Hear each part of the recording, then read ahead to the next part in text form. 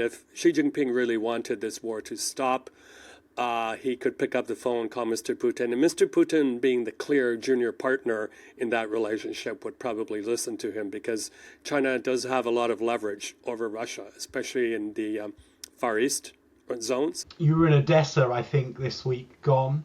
Yes. They give us a sense of how Ukrainians are reacting to the tumult of the peace negotiations. Yeah. What's going on? Well, yeah, I was there over Easter, and that you may recall that was the time of the unilateral ceasefire called by Mr. Putin, which was greeted, of course, with well-deserved cynicism on the Ukrainian side. But it was actually 2 days of calm in Odessa. People were very happy with that. The churches were packed because this was a rare Easter where the two calendars, the Gregorian and Julian calendars, coincided. Absolutely packed churches, churchyards. It was very colorful. Families come out to bless their Easter baskets. But that did not last very long, as we saw. It was followed by that horrific attack on Sumy.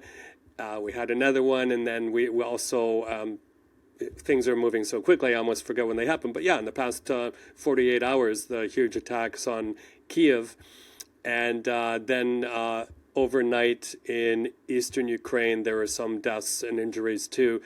And Mr. Putin himself making fun almost of these strikes, admitting that yes, we did strike civilian infrastructure because people were in restaurants, they were drinking vodka, they were having fun. I mean, what a sick mind to be to have to say that.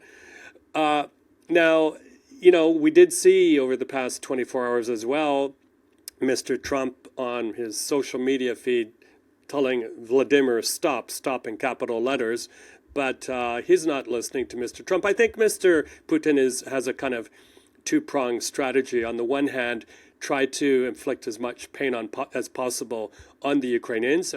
By the way, that strike on Kiev, the very, very bad one, it was one of the worst in months, by the way, but it was when Mr. Zelensky was in South Africa, far away from it, and I think that was used to humiliate him. So you do that, you try to humiliate Mr. Zelensky, perhaps chip away at his popularity rating because the war is getting worse.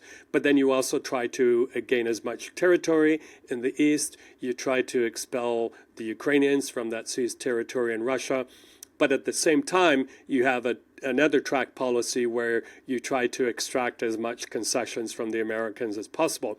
Now, the Russians don't have to try hard to extract concessions. It's almost like they're granted to the Russians. And we're talking about everything from the unfreezing of assets to direct flights to the United States, lifting of many sanctions. We're already pretty far down the road in terms of the reestablishment of more full diplomatic presence on both countries.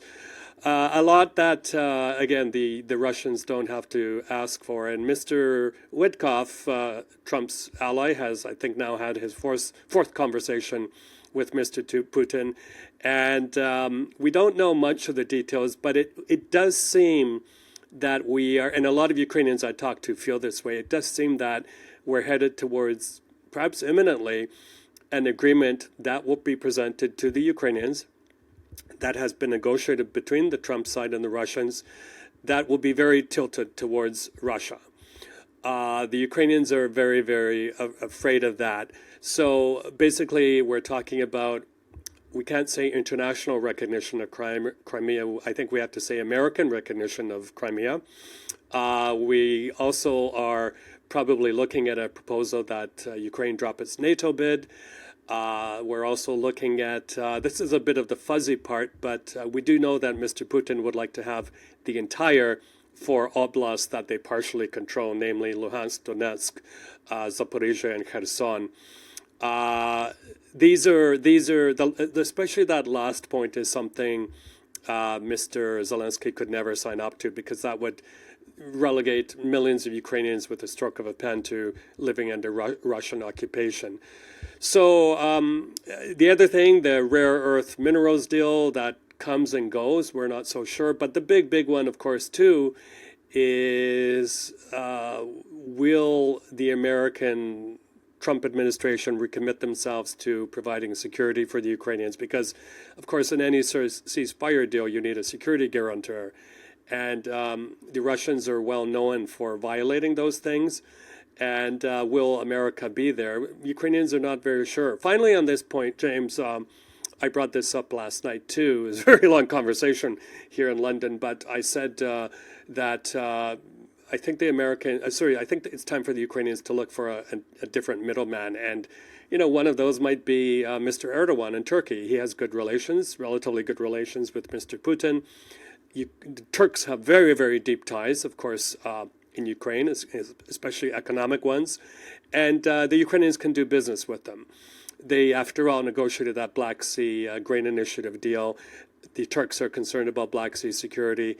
So it may be time to look to them or perhaps one of the Gulf states. But again, none of those countries can provide the security guarantees that the Americans do.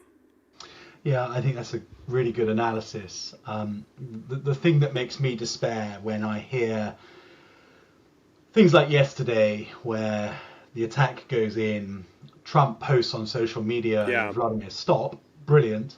But then the message is, if both sides don't get this deal done, the United States walks away.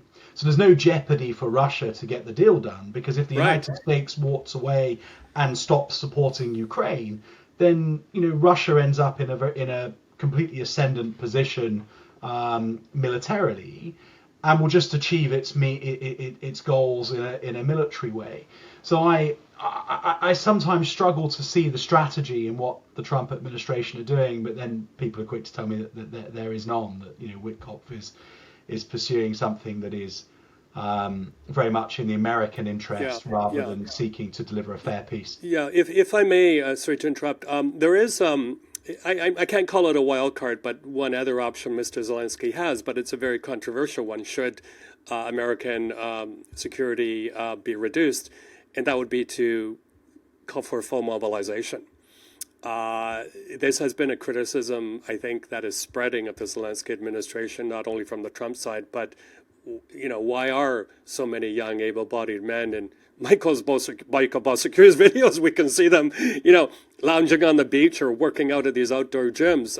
Why aren't they at the front lines? And it is in a way a fair criticism, because a lot of the men, especially, there are men and women at the front line, but the men especially are of advanced age. They've been there for a long, long time. They're exhausted. They get very, very few breaks, and when they do, they're very short. So there is a renewal. There is a reason, I think, to renew the kind of blood there. But, and some people would say, well, it's turning out to be more a high-tech war, but we're not at that point whatsoever where you can't have human beings on the ground manning the tanks, doing the maintenance and that sort of thing. The other thing here is that we're not quite sure of the stance or the role of China. We do know that they have been allowing the flow, let's put it that way, of dual-use technology, of drones. They look the other way when Chinese nationals sign up to go fight on the Russian side. It's not huge numbers, but still. So I have believed from the start, James, that if Xi Jinping really wanted this war to stop, he could pick up the phone, call Mr. Putin. And Mr. Putin, being the clear junior partner in that relationship, would probably listen to him, because China does have a lot of leverage over Russia, especially in the Far East zones. And I think that China, we know, for example, their relationship with the authoritarian regime in Myanmar. They're very, very keen to establish energy security, access to rare earth minerals, a lot of the stuff that Ukraine has as well. And before the war, there was a very robust, growing economic relationship between Mr. Zelensky and Mr. Xi Jinping. Zelensky calling China its best economic partner ever. So we know by now that, of course, China, they have their own thinking, but they also have economic calculations on a lot of the things they do, and for good reason. So that could be a wild card here as well, but let's see. Michael, it's fascinating to talk to you, and thank you for coming on to Superpowers again. Please come on again in the future. You're always welcome, even if the message seems pessimistic. The reality is it is simply a very accurate and prescient analysis of geopolitics as they are, and we do live in difficult times, which is why you should make sure you subscribe to Times Radio's YouTube channel, where you can see more Superpowers, but also the other fantastic geopolitical analysis that the channel turns out each week. For now, I'm James Heapy. You've been watching my guest, Michael Bociurkiw. See you next week.